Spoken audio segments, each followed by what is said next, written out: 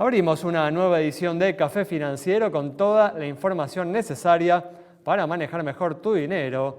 Hoy Agustina De Vincenzi nos va a hablar sobre la posibilidad que ya está disponible de cargar la SUBE con código QR.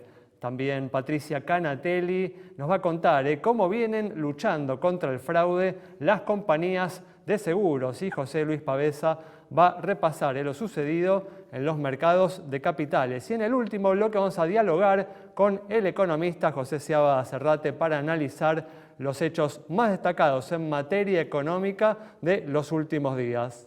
Abrimos este primer bloque con información sobre la inflación. Hoy el INDEC publicó el dato de inflación de agosto, del 12,4%, la cifra mensual más alta desde febrero de 1991. Y se espera que el dato de septiembre esté más o menos en torno a estos niveles. José Luis, ¿qué tal? ¿Cómo andás? Hola Alejandro, buenas tardes, ¿cómo te va? Bueno, gracias por estar aquí. Al contrario. Bueno, José Luis, ¿cuáles son los instrumentos financieros que recomendás como cobertura frente a esta situación no tan grave? Así es, Alejandro, como vos decís, muy alta la inflación, 12,4, obviamente se esperaba por ahí, pero siempre hay esperanza de que sea un poco más baja, pero dio muy alto el dato.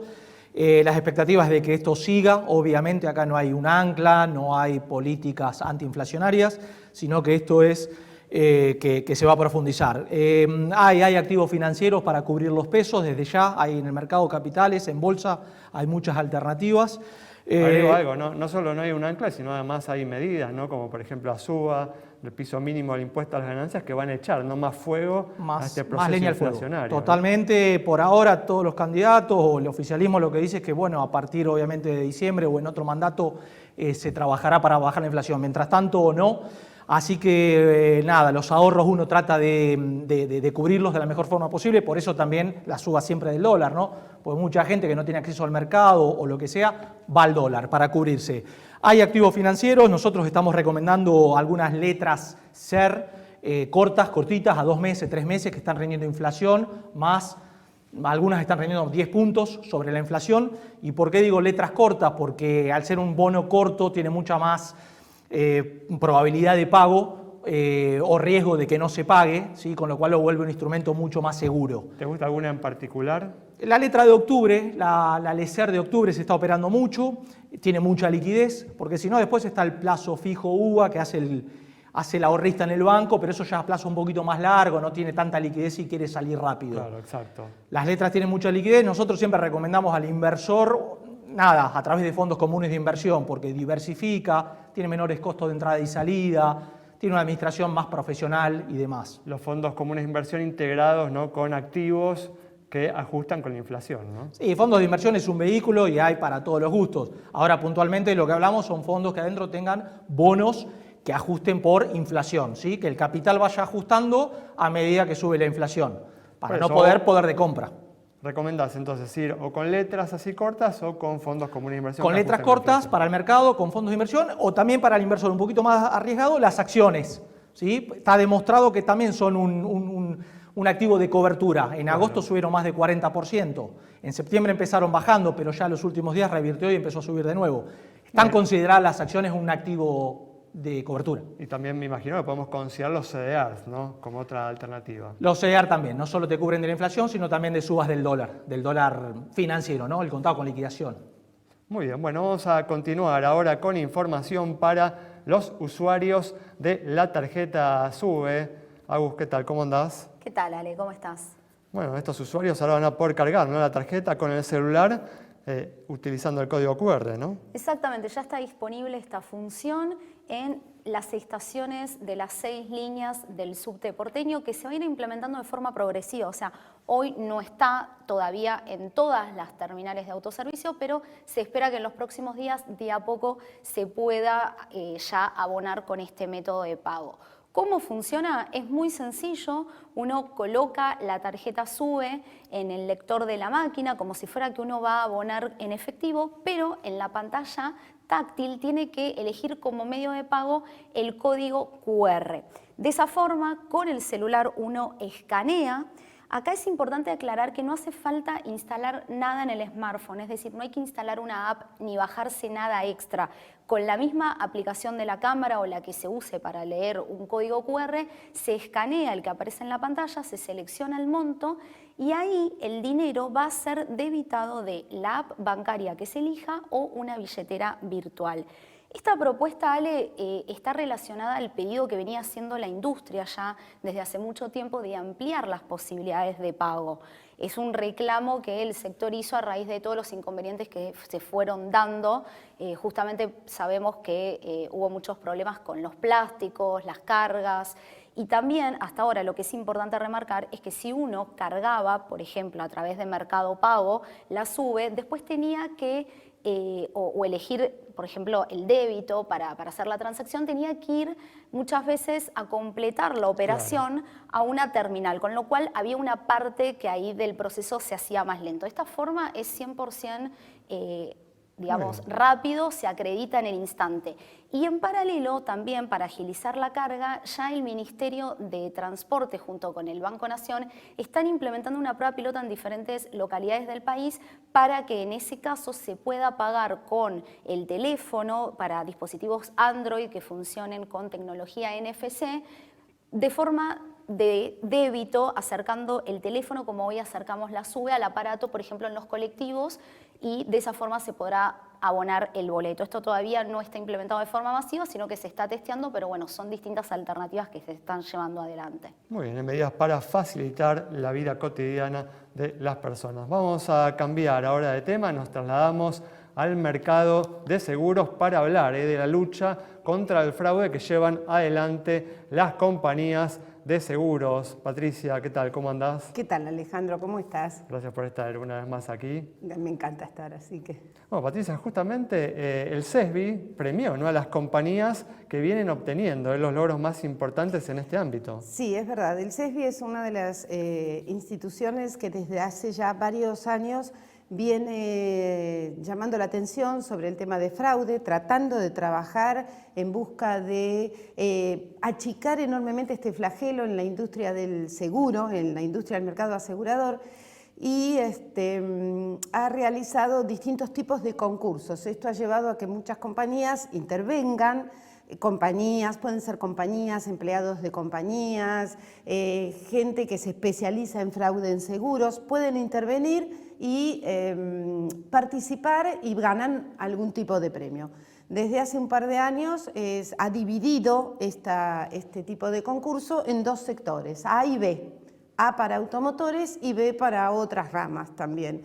Realmente hoy el fraude en el mercado asegurador es un flagelo importantísimo, no solo a nivel nacional, sino a nivel internacional. Bueno, que nos afecta además a todos porque como consecuencia de esto terminamos pagando más por nuestros seguros. Totalmente, a veces lo que la gente toma como que si fuera una picardía, un robo de cubiertas, un auto robo de cubiertas para poder cobrarle al seguro, termina siendo un grave problema para todo el mercado asegurador, porque en realidad el costo de la póliza está basado en la siniestralidad. Y entonces, cuanto más siniestralidad hay, más cara va a ser la póliza. Entonces, ¿esto qué vuelca? En que todos estamos pagando ese siniestro que fue fraudulento. Nosotros tenemos un comentario, pero que es hace unas 3 semanas, una persona denunció el robo de las 4 ruedas. Sí. La compañía aseguradora tiene todo un departamento especializado en análisis de fraude y entre ellos solicitó las cámaras de tránsito y resulta que en la cámara estaba grabado el hombre llevándose las 4 ruedas de su propio vehículo adentro de su vivienda para pasar el siniestro del robo. Hay que ser más cuidadoso ahora. Hay que ser sumamente... Hay que tener también responsabilidad moral, ¿no? Hay que tener, es ética. Esto no es le hice una jugada al seguro, es delito. Es un delito, hay que entender que están delinquiendo. Tal cual, es así. Bueno. Muy bien, con esta información entonces sobre la lucha contra el fraude cerramos este bloque. Quédate con nosotros en instantes, regresamos con mucha más información.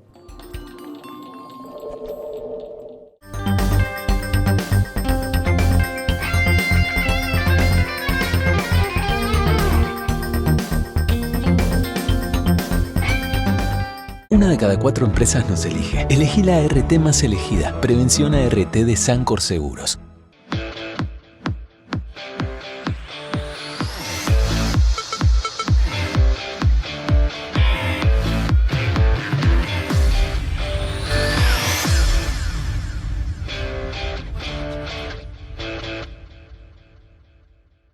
El celular es mi herramienta de trabajo y es una fuente inagotable de información. Yo lo protejo con Segurosel de Rus Seguros. Asesórate con un productor o cotizá y contratá 100% online. Segurosel de Rus Seguros.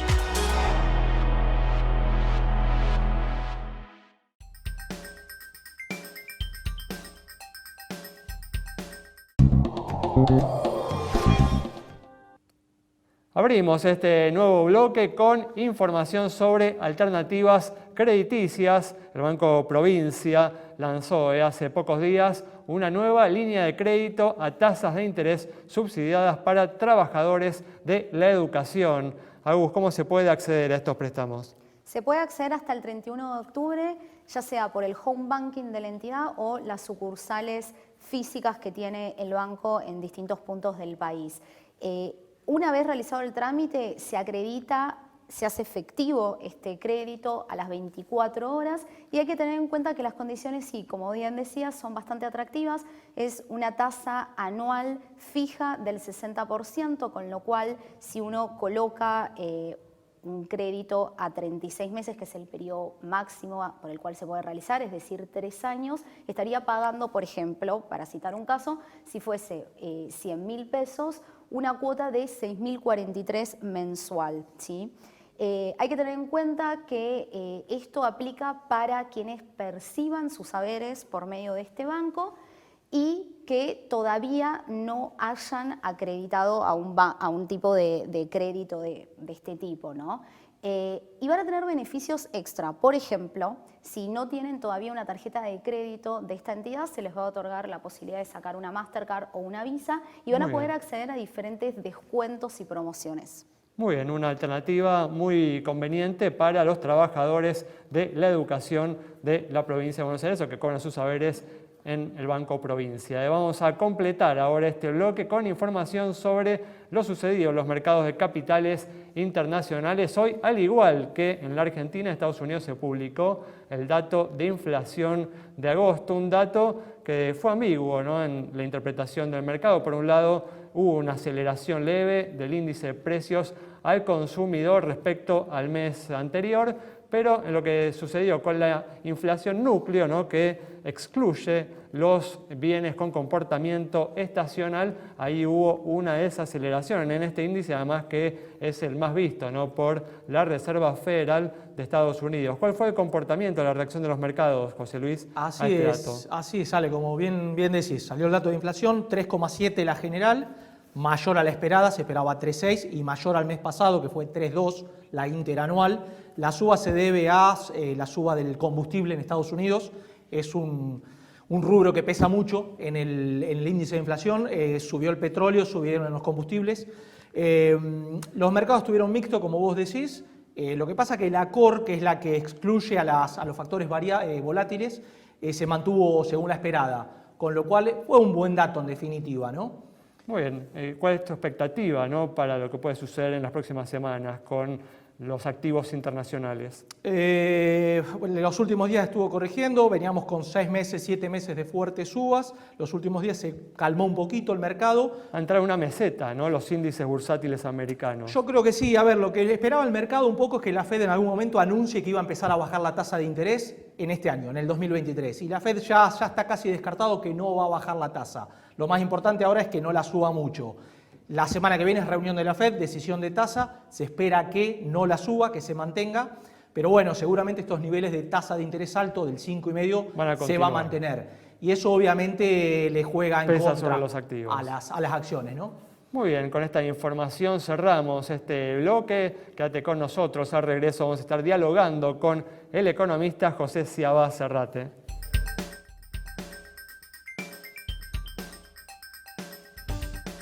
La Nueva Cooperativa de Seguros le ofrece las mejores coberturas para usted y su familia. Contáctese al 0800-333-4455. La Nueva, honestidad para asegurar, solvencia para responder. Santiago del Estero es el lugar ideal para disfrutar con familia y amigos. Déjate sorprender por nuestros paisajes, atractivos y los sabores más atrapantes. Seguro vas a querer regresar. Visita Termas de Río Hondo y nuestra capital santiagueña. Están los que tienen nombres de ciudades, nombres de flores y hasta nombres de animales. Pero nadie tiene un nombre tan apropiado como nosotros. Somos Prevención Salud. Somos la prepaga que necesitas, la que sabe tanto de prevención que la lleva hasta en su nombre. Prevención Salud de Sancor Seguros. La prepaga para vos.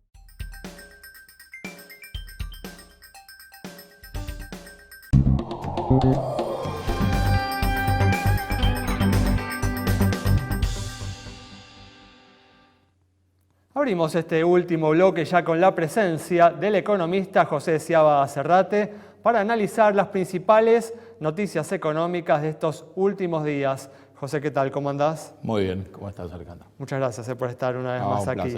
Placer.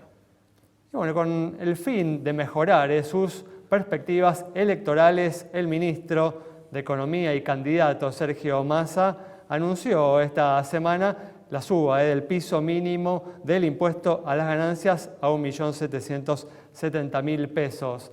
José, bueno, dado que se coincide en señalar, ¿no?, que dado que el gobierno no cuenta, ¿no?, con los recursos para financiar esta medida, va a terminar, ¿no?, generando más inflación y los beneficios que genera, que brinda, se van a evaporar rápidamente. ¿Cuál es tu postura respecto a esto? Acabamos de conocer la inflación de agosto, con una lectura muy alta. Sabemos que septiembre va a ser todavía más alta. Puede haber alguna pausa en octubre, pero después del 22 de octubre, después de la elección, también van a caer una serie de facturas pendientes y de temas que se han pateado hasta después de esa fecha. No vamos a contar con la recaudación de ganancias, como vos decís, se va a reemplazar por impuesto inflacionario, pero estamos partiendo ya de una tasa de 2 dígitos mensuales muy, muy alta.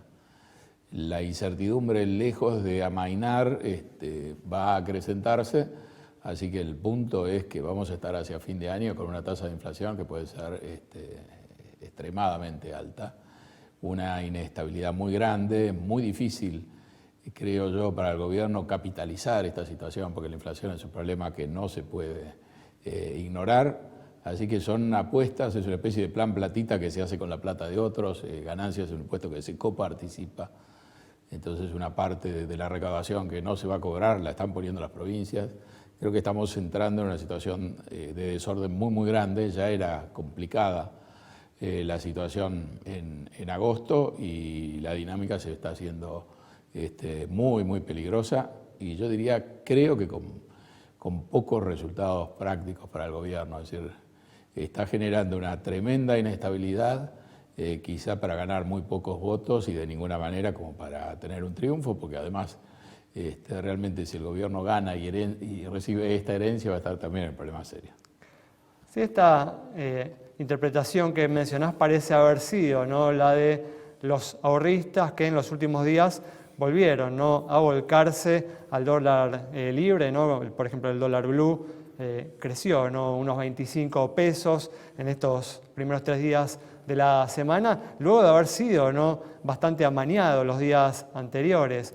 ¿Crees que puede haber un resurgimiento del dólar libre en los próximos días? Hay un andamiaje cambiario que está armado para resistir hasta el 22 de octubre, con deficiencias, pero que tiene una cierta capacidad, después de haber recibido el desembolso del fondo, de llegar en un marco relativamente estable con intervención tanto en el dólar oficial como en los dólares financieros e inclusive yo te diría en el contado con liqui o en el blue. Es decir, podemos tener ciertos visos de estabilidad cambiaria hasta que se acerque la fecha de la elección, pero después ese factor también se va a potenciar. El dólar soja 4 puede ingresar y está ingresando dólares como para intentar llegar con una especie de tipo de cambio fijo en todas sus definiciones estables a la hora de votar. Tu expectativa es que van a lograr llegar, ¿no?, al 22 de octubre con el mercado cambiario controlado. Otras tanto veces en sus expresiones hay esquemas fijas como que son las un poco libres. más complejos y que su falta de respaldo es menos evidente. Acá es muy claro, digamos, y se ve la costura de estas soluciones que se hacen de apuro, y entonces creo que ni siquiera cuentan con la ventaja de tener alguna dosis de incertidumbre o de expectativa. Es muy claro que esto está hecho con una fecha de vencimiento y que puede complicarse inclusive antes de esa fecha de vencimiento y que después de esa fecha de vencimiento estamos haciendo un salto al vacío. Pues decíamos, no hace instantes, lo dijimos también en el primer bloque, que hoy se publicó, ¿no?, el dato de inflación de agosto, el 12,4%, remarcamos, ¿no?, la cifra mensual más alta desde febrero de 1991, la última hiperinflación, ¿no?, del gobierno de Menem en aquel entonces. Sabemos que entre puntas la inflación ha sido más alta, este número es más bajo, digamos, pues es una comparación entre promedios y la gran devaluación se produjo en la segunda quincena del mes pasado, así que en septiembre ya viene con una carga muy fuerte y lo que es peor es que esta dinámica donde se están revoleando, digamos, la recaudación en las cuentas públicas no formó parte de este salto inflacionario. Esa factura va a llegar después. Claro, justamente esa era la pregunta, ¿no? Por todo lo que señalas, mi temor, mi preocupación es que tengamos cifras todavía mayores en la última parte del año. ¿Esto lo ves como algo factible? Sí, estamos acelerando y te diría que el gobierno está contribuyendo además en este ánimo de armar un plan platita sin tener recursos, está contribuyendo, digamos, a cimentar una expectativa de una aceleración inflacionaria hacia el final de su mandato y en el cambio de gobierno. O sea, en un entorno donde hay una situación muy endeble, en lo monetario y en lo fiscal, uno se puede imaginar una complicación todavía mayor en una transición que políticamente además genera ruido. Sí, una herencia a la que se suma un dato que no hemos mencionado y que se conoció hoy, la deuda del Banco Central en LELIQs, en pases, estos instrumentos, ¿no?, que utiliza el Banco Central para regular la oferta monetaria, llegó, ¿no?, en los últimos días a los 20 billones de pesos, la cifra récord histórico, ¿no?, de esta deuda que se suma, ¿no?, a esta herencia de la que estamos hablando. Así es. Una herencia que va a tener que enfrentar el próximo gobierno y que cada vez da la sensación de que se va agravando cada vez más, ¿no? Sí, cada vez es más inflacionaria. Mientras tanto, vemos medidas, ¿no?, como la que tomó el gobierno en estos últimos días y la que mencionábamos al inicio de esta charla, que parecen desconocer, ¿no?, esta situación. Difícilmente que no la conozcan porque ya la han padecido. No, actúan no como si no la conocieran, obviamente. Como si no importara o el día después fuera un problema de otro. Hay como un problema institucional, ¿no?, también en el fondo. Bueno, no hay límites, detrás, ¿no? En cierta medida se están haciendo cosas que obviamente dañan el interés del conjunto, pero no hay mecanismo de freno quizá para evitarlo. Pero ya vimos que el gobierno se quedó sin recursos 3 semanas antes de las PASO y el propio Massa tuvo que apelar a ceder frente al Fondo Monetario para llegar, digamos, a la fecha de las PASO. Tuvo que hacer una devaluación muy fuerte el día inmediatamente posterior de las PASO. Es decir, que hay también un cálculo donde se le viene errando, eso está repercutiendo en una tasa de inflación más alta, y ahora, lejos de corregir el error, se está acelerando y haciendo un mayor hincapié sobre ese error, como si los problemas que vinieran después ya no fueran de este gobierno, sino de algún otro, de algún tercero. Bueno, justamente, ¿no?, hablando del próximo gobierno que va a tener que enfrentar, ¿no?, esta pesada herencia que está recibiendo, ¿no?, de la gestión actual. Dentro de las propuestas, ¿no?, que han hecho los candidatos en materia económica, ¿ves alguna que te parece más sólida que el resto? Uno ve una situación ahí muy resbalosa porque se está complicando la herencia a recibir. No está muy claro cuál es el programa de gobierno del candidato que hoy parece con más chances, digamos, de llegar al gobierno, y eso potencia y hace que esta transición sea muy distinta a la transición del 2015, por ejemplo, donde la transición tendía a hacer converger, digamos, las variables, porque había una idea de un plan más sólido, había la idea de un financiamiento que venía hacia adelante, de salir del default, es decir, había un horizonte que albergaba mejores expectativas. Y entonces esa fue una transición, uno diría, más estable que lo que justificaban los fundamentos. Ahora estamos entrando en una situación al revés, fundamentos muy malos, una tasa de inflación que ya se disparó hace tiempo, las expectativas están sin un anclaje, y para peor, Massa juega esta carta muy agresiva, que lo único que hace es potenciar todavía más. Pero uno, bueno, no sé, por ejemplo, en el caso de Milei ha sido claro, ¿no?, en su intención de hacer un recorte muy fuerte del gasto público, del déficit fiscal, que que bueno, es parte de un diagnóstico que parece ser adecuado, ¿no? Sí, el problema que se ha generado es cómo se va a realizar y tampoco está definido cuál es la política de estabilización en el corto plazo, digamos, el año que viene. La dolarización, que es el caballito de batalla, es un tema potencial para mucho más adelante. Y uno podría decir, bueno, en el fondo el programa de Milei y el programa, digamos, de Patricia Bullrich son básicamente lo mismo en un primer tramo, pero no está claro cómo se va a ejecutar, cómo se va a poner en marcha esa motosierra, si hay un músculo político, si hay una capacidad de gobernabilidad, es decir, han entrado tela de juicio muchos factores, y entonces paradójicamente, si bien en las PASO 2 candidatos pro mercado han terminado en las 2 primeras posiciones, uno observa al mercado y lo veía mucho más sólido antes de conocer el resultado que después de conocer el resultado. Tal cual, es cierto. Muy bien, muchas gracias, José. No, al contrario, gracias a vos. Cerramos entonces el programa de hoy con un análisis detallado del economista José Sciaba Serrate de la compleja actualidad económica y lo que puede suceder luego de las elecciones y con la asunción de un nuevo gobierno a partir del 10 de diciembre. Nos reencontramos el próximo miércoles a las 20:30 aquí en Metro.